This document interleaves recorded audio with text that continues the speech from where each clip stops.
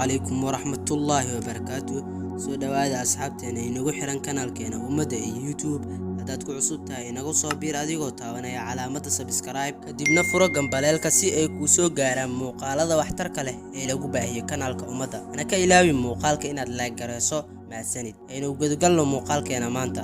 Muuqaalka maanta oo ah muuqaal aad u cajiib ah aan daawada waxaan jeclaanay inaan ku wadaagno maanta insha Allah. safarkani oo ah maalin walba ayaa waxa lagu tiriyaa safarada kuwooda ugu cajiibsan caalamka, waxaana laga raraa tareenka busteejo ku taala dalka Bangladesh madeeda dhaka oo ah mid aad u khatar badan naftooda ay galaafsatay. Waxay ka korayaan saqafka hore ee tareenka markuu buuxsamo tareenka gudihiisa ayagoo meel alaala meeshii ay noqotaba fuulaya, haddii ay ahaan lahayd saqafka kore ee tareenka, gadaal, geesaha iyo ka hore ee tareenka. xitaa tareenka waxaa loo liigaa sida gaariga caasiga ama hoomeyga. waxaa kaloo cajiib ah in tareenkani uu meesha uga tago dad badan. kurarankani oo aad adigu la yaabayso ayaga waa ay la qabsadeen oo agtooda waxba kama aha, waa ay xamaasaysan yihiin. waxaa lagu tiriyaa dadyooga caalamka ugu badan, waxaana lagu qiyaasaa 180 milyan oo ruux.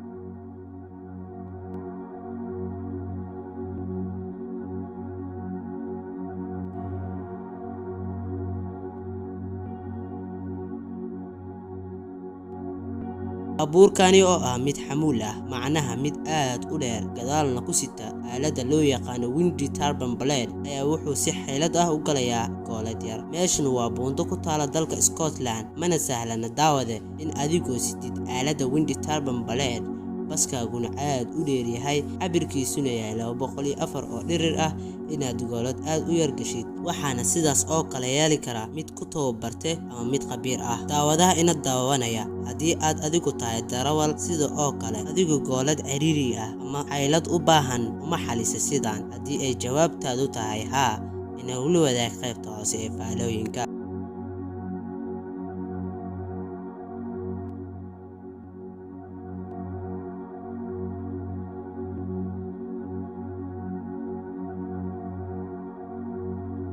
ninkani wuxuu taabanayaa kursiga aalada jimka oo baaskiilka camal ah, waxaana cajiib ah inuu sida iskriin camal u taabanayo ama u isticmaalayo.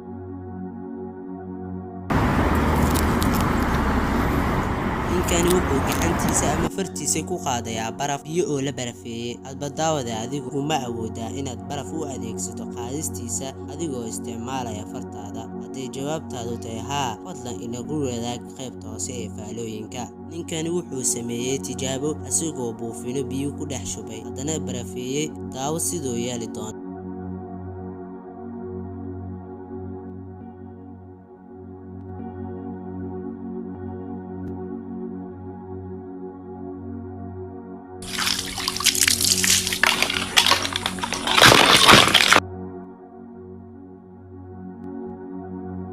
nimankani waxay jareen geedo ayagoo doonaya inay ka qoraan bahal ama waxsh.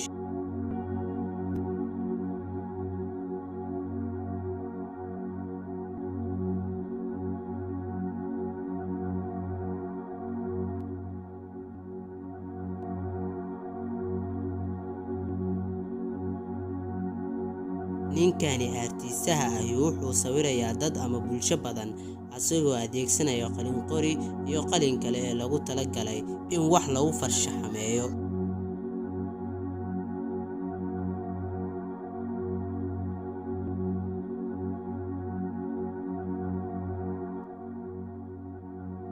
daawada ma isleedahay sharooto ayaa waxay celin kartaa biyo tubo oo durduraysa ama sidoo kale fuusto shidaal oo gees ka jaran in qulqulkeedu sharooto lagu istaajin karo? haddii ay jawaabtaadu tahay haa mise maya, inagula wadaag qaybta hoose ee commentiska.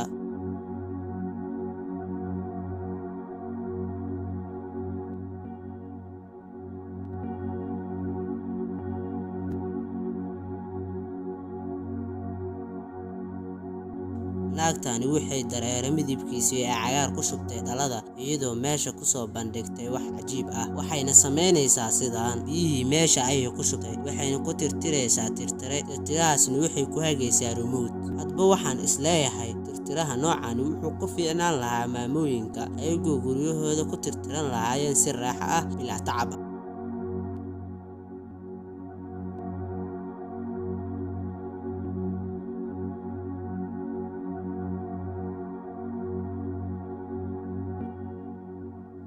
Kani wuxuu isticmaalayaa tubo ayadoo dhuunteeda ka soo baxayso holac si uu u adeegsanayo inuu ku madoobeeyo goob. Waxaana cajiib ah in dabkan uu ka ceynin meesha lagu holcinayo.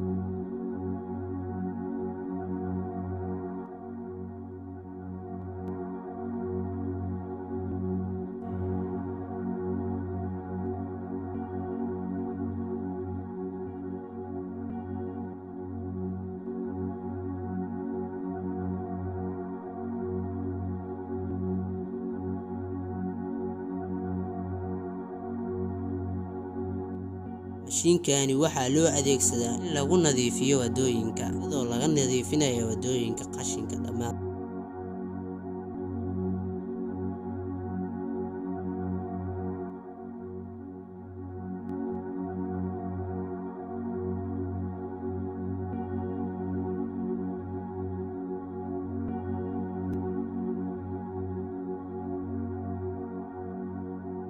Agabka lagu raaxaysto magaciisana aynu u garanayno wiifo.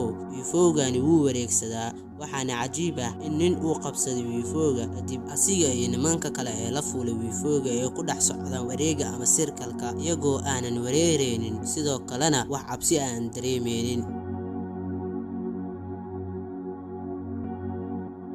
Mashiinkani waxaa adeegsado beeraleyda iyadoo carrada kala qaadayso kadibna ninka beeraleyda ah mirtiisa ama abuurkiisa uu ku dhex ridayo dhulka. Waana sida ay u beertaan beerahooda.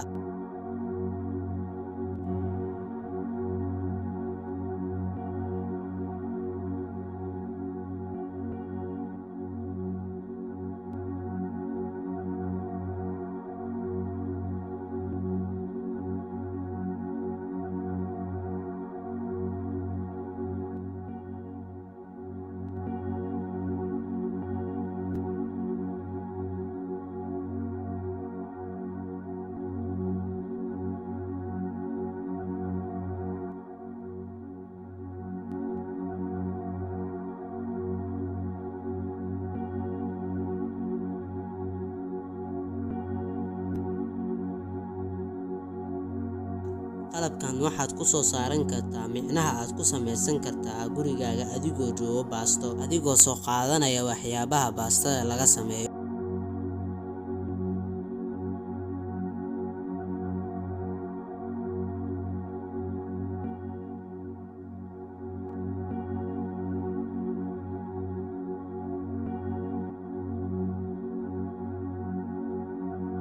Dad badan waxaa laga yaabaa inaysan garanaynin sida loo sameeyo gloveska noociisa adag.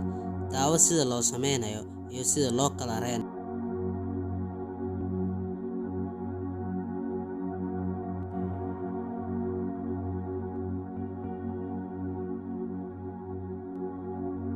Foornadani waxaa lagu soo saaraa doolsho iyadoo aan la adeegsanaynin saxamada lagu sameeyo doolshada ama buskudka oo si toos ah derbiga lagu dhejinayo. Waxaynu shabahdaa dhankeena Soomaalida mufatanaar. Muufada nooceeda loo yaqaano mufatanaar. Muufadana waxaa lagu dubaa haan dhulka salkeeda la geliyay. Inta garanayso muufada noocan ah, fadlan inala wadaaga qaybta hoose ee faallooyinka.